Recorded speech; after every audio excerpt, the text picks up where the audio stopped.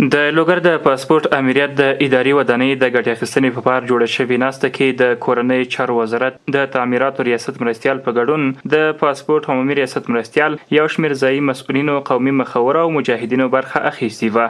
ورته مهال ځایي مسؤلینو د دغې ودانۍ جوړېدل د پاسپورت امریت لپاره لویه لاسته راوړنه وبلله او زیاته کړه چې په دې سره به وکولی شي د خلکو لپاره په ښه بڼه خدمات ترسره او ستونزو ته یې رسیدګي وکړي. مجاهدینو نن ډېر په احترام په ادب باندې غوښتنه ده او چې دغه کوم تعمیر چې جوړ شي یې دغه باید موږ حفظ مراقبت وکړو لمونږ نه خراب نشي. د ولسونو ته په دغه تعمیر کې دغه څه کار وکړو دغه حقوق هم په نظر کې ونیسو.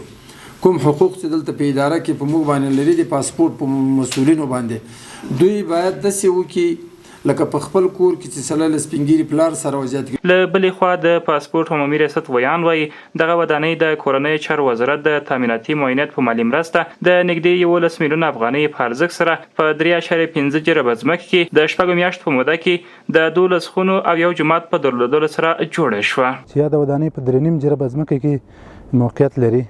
انګړې مرتب شوی د همدغه رنګ 11 میلیونه افغانۍ تقریبا مصارف شوي دي چې 11 کاري اتاقونه د مراجعینو لپاره لري.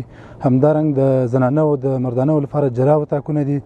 ورسره د تشنابونو تنظیم هم نیول شوی دی. د موټر پارکینګ ترتیب هم شته او په دروازه کې د محافظینو لپاره جلا 2 منزله ټاورونه او اتاقونه لري.